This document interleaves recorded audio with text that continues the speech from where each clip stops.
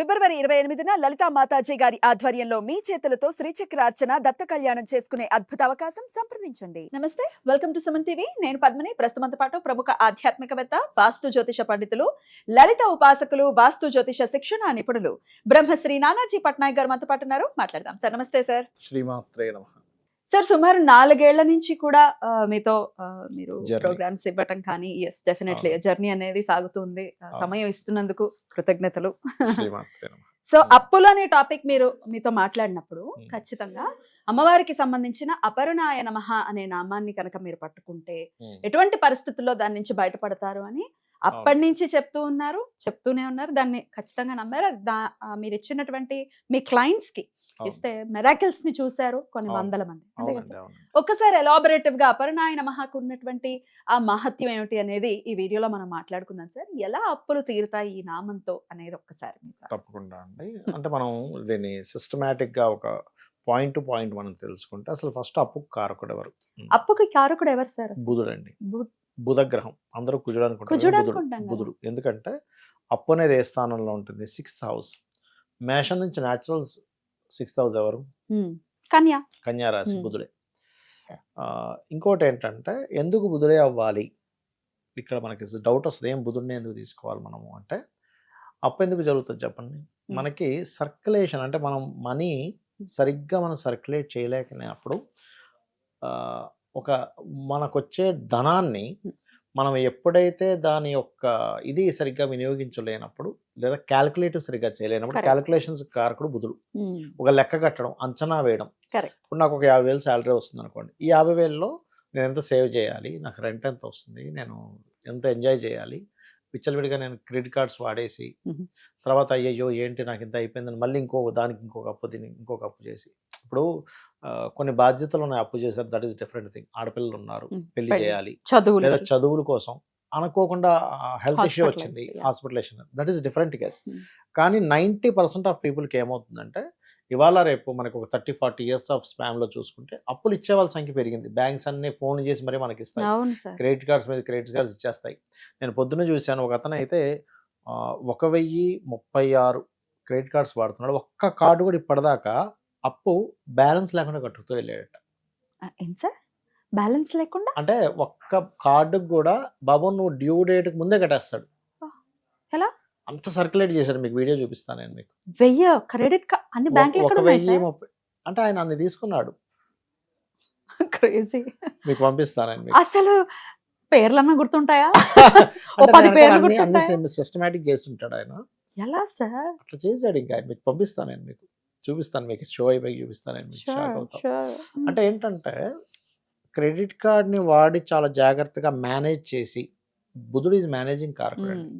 Managing, share market, business, వీటికి కారకుడు. Logics, mathematics and calculations కారకుడు. ఇవి ఎప్పుడైతే లోపిస్తాయో అప్పు పాలవుతాడు. అంటే ఎంత కడుతున్నాము, ఇది అసలు ఎప్పుడు తీరాలి, ఇది నేను ఎప్పుడు వడ్డీ కట్టుకుంటూ పోతే నేను అసలు ఎప్పుడు తీరుస్తాను, ఒక అప్పుకి ఇంకో అప్పు చేసుకుంటూ వెళ్ళిపోతాను, నా జీవితం ఏంటనే క్యాలిక్యులేషన్ సరిగ్గా వేసుకోకపోవడం వల్ల అప్పుల ఊబిల్లో కూరుకుపోతాడు మనిషి.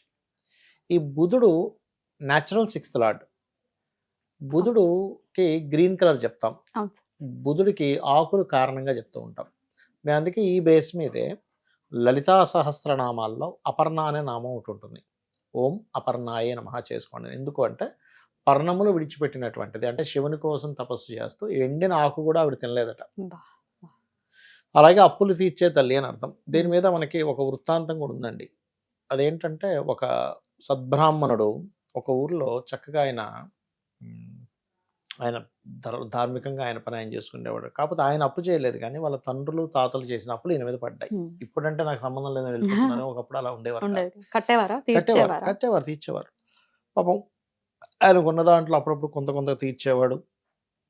ఆ ఊర్లో వాళ్ళు కొంతమంది అప్పులు ఎలా ఉంటారంటే, అప్పులు ఇచ్చేవాళ్ళు నాకు ఇప్పుడు కావాల్సిందని కూర్చుంటారు. అలా అందరూ కూడా ఏం చేశారు, ఇవాళ మనం ఏదో రకంగా చేసి మనం ఆయన దగ్గర తీసేసుకుందాం, ఏది ఉంటే అది లాగేసుకుందాం అన్నట్టుగా ఇంటికి వెళ్ళారు. వాళ్ళ భార్య వచ్చింది, ఏమంటే కూర్చోండి వరండాలో, వస్తారు, పూజ చేసుకుంటున్నారని చెప్పింది. లోపలికి వెళ్ళింది. అతను చక్కగా అప్పుడే అమ్మవారి నామాలు ఒక్కొక్కటి చేస్తూ ఉన్నాడు. వాళ్ళు చెప్పారు. అప్పుడు అపర్ణ అనే నామం వచ్చింది. అనుకున్నాడు, అమ్మ ఏంటమ్మా నువ్వు అప్పులు తీర్చే తల్లివి, నేను నీకు రోజు పూజ చేస్తున్నా, నాకేంటి అప్పులు అని అనుకున్నాడు. అనుకోని మళ్ళీ చంపలేసుకున్నాడు. చీచి నేను నిన్ను అడగాల్సింది ఇదా, మోక్షాన్ని అడగాలి, జ్ఞానాన్ని అడగాలి, అప్పులు తీర్చు, డబ్బులు ఇవా అడగాలి నేను నిన్ను వచ్చి ఎంత లెంపలేసుకున్నాడు. మళ్ళీ బాధపడ్డాడు. అయిపోయిన తర్వాత బయటికి వెళ్ళాడు. బయటికి వెళ్ళగానే ఆయన ఒకటే మాట అంటున్నాడు నోట్లో నుంచి, మరి ఇంకొంచెం సమయం ఇవ్వండి అని. అంతట్లో వాళ్ళందరూ ఏంటి సమయం ఇచ్చేది, మీ అమ్మాయి వచ్చి మా అప్పులన్నీ తీర్చేసింది, చిన్న పిల్ల, ఎంత బాగుందో అమ్మాయి. అమ్మాయి ఈ పెట్టి పట్టుకొని వచ్చి మా నాన్నగారు ఎవరెవరికి ఎన్ని డబ్బులు ఇవ్వాలని అడిగింది. ఇదిగో ఇంత ఇవ్వాలంటే అందరికి ఇచ్చేసింది. చింపేస్తాం పత్రాలంటే వద్దు, మా నాన్నగారు వచ్చాక ఆయన ముందు చింపండి అని లోపలికి వెళ్ళింది. కాబట్టి ఒకసారి ఆవిడని పిలవండి, ఎంత బాగుందో ఇంకోసారి చూస్తామంటే ఆయన అక్కడే కూర్చుండిపోతాడు.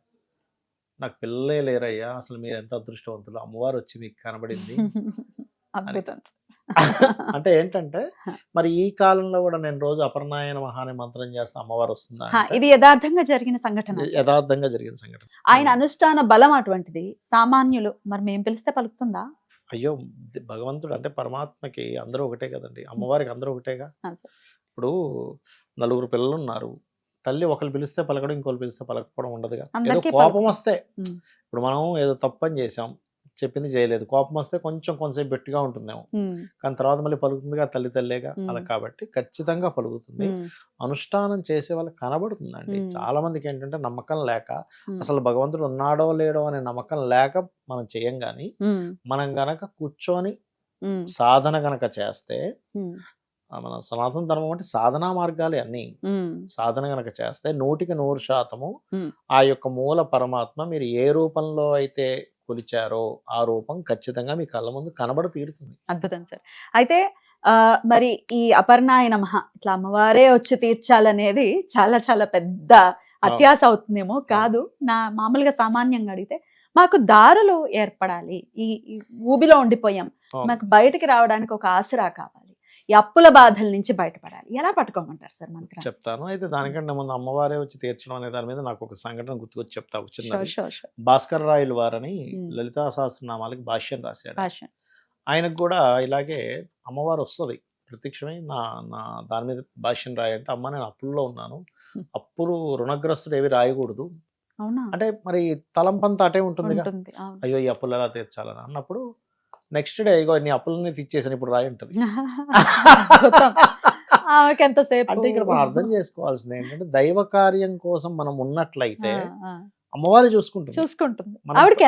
ఇక్కడ మనం చిన్న లాజిక్ పట్టుకోవాల్సింది ఏంటంటే, దైవ కార్యం అంటే ఏంటి, నువ్వు చేసే ప్రతిదీ దైవానికి అర్పిస్తే దైవ కార్యమే.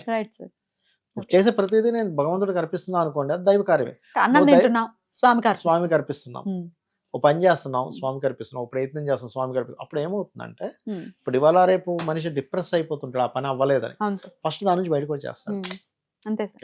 అయితే ఈ అపర్ణాయ నమః అనే మంత్రంతో పాటు ఓం సంపత్కరీ సమారూఢ సింధుర వ్రజ సేవితాయ నమః అనే మంత్రం ఇప్పుడు నేను ఒక వ్యక్తికి ఇచ్చింది కూడా ఇచ్చాను. ఒకసారి వినిపిస్తారా? వినిపిస్తాను. వాళ్ళకి ఇమిడియట్ రిజల్ట్స్ వచ్చాయని ఇందాక చెప్పాను కదా, ఒక్కసారి వినిపించండి. వినిపిస్తానండి. ఏమీ లేదు, ఇటువంటివన్నీ వింటే ఏమంటే నేను చేసుకున్నాను, నాకు పని అయింది అనే మాట వింటే అది ఒక ఉత్సాహం సార్. అవును, ఆయనకి జరిగిందంట, మనం కూడా చేసుకుందాం. అవునండి, ఇంకాస్త నమ్మకం ఎక్కువ ఉంటుంది. ఎగ్జాక్ట్లీ వినిపిస్తానండి.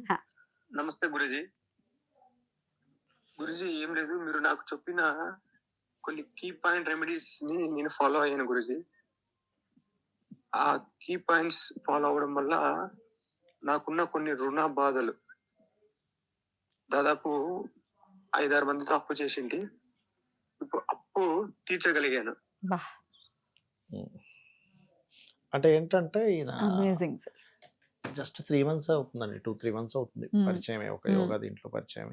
ఆయన నేను కలిసి కార్లో వస్తున్నాను, నేను తార్నాకలో డ్రాప్ చేసేస్తాను, అందువే మీరు వెళ్ళిపోతున్నారు అనేది వేరే ఊర్లో ఉంటారు. ఆ వస్తూ సార్ నేను వీడియోలు చూస్తుంటారు, మీరు ఇక్కడ అనుకోకుండా పరిచయం, నా జాతకం వస్తుంది చూడండి అంటే చూసి చెప్పా, ఇట్లా అప్పులు ఉన్నాయి కదా ఇవి చేసుకో క్లియర్ అవుతుందని. అంటే నేను అనేది ఏంటంటే, మీరు ఏ దేవతను పట్టుకున్నా పని అవుతుందండి, కానీ పరిపూర్ణంగా పట్టుకోగలగాలి, పరిపూర్ణంగా నమ్మగలగాలి.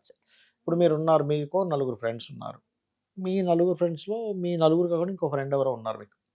ఒకసారి మిమ్మల్ని ఏదో సహాయం అడిగారు, అడిగి మీ సహాయం ఇంతకాలంలో ఎంతో ఒక 1 మంత్‌లోనో 2 మంత్స్‌లో ఇస్తా అనే లోపల ఇంకోళ్ళని అడుగుతున్నా మీరేం చేస్తారు? ఎలాగో దారులు వెతుక్కుంటున్నాడుగా ఇంక నేనేంటి చేసేది అనుకుంటాను.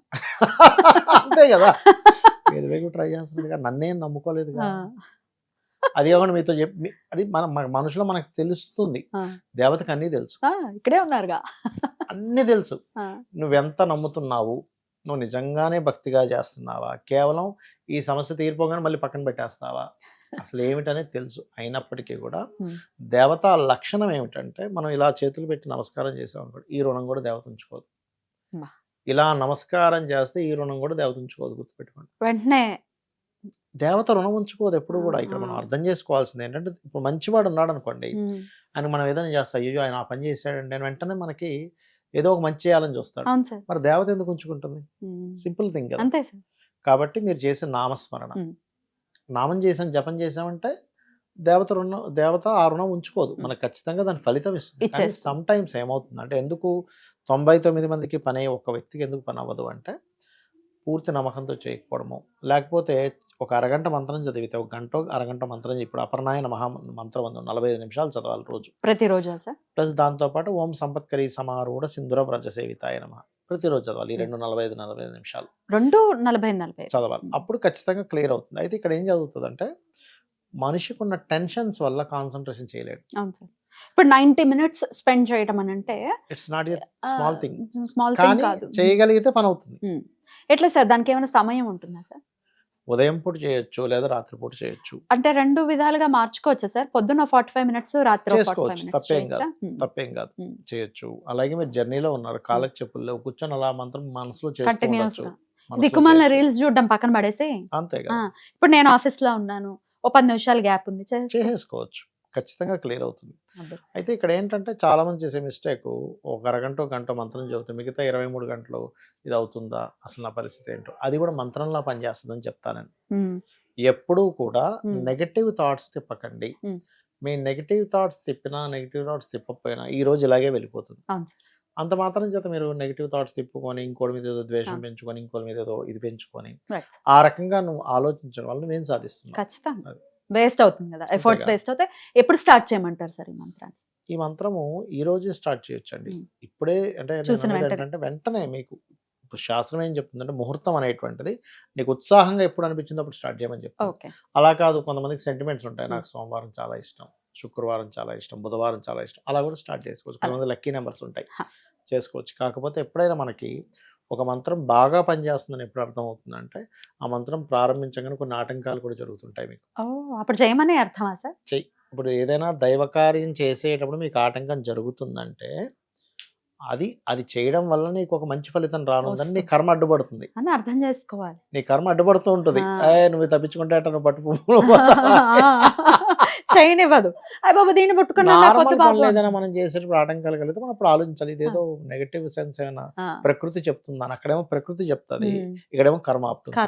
This is the difference. Amazing sir, చాలా చక్కగా తెలియజేశారు. ఒక కన్ఫ్యూజన్ లో ఉంటాం, అదేంటది, అయ్యో ఈ దేవుడిని దండం పెట్టేసుకుందాం, మనకి కష్టం వచ్చేసి ఇంకొద్దు బాబాయ్ వదిలేస్తాం అంటే కర్మమాయలో పడిపోయినట్టు. కర్మమాయలో మనం పడ్డాం అంతే. అద్భుతం సార్, చాలా చక్కగా తెలియజేశారు సార్. ఖచ్చితంగా అపర్ణాయ నమఃని ఆశ్రయించి పర్ణములను వదిలిపెట్టినటువంటి ఆ తల్లి మమ్మల్ని పట్టుకోవాలి, మమ్మల్ని కష్టాల నుంచి బయటపడాలి అని మనస్ఫూర్తిగా కోరుకుంటూ, thank you so very much sir. నమస్తే. శ్రీమాత్రే నమః.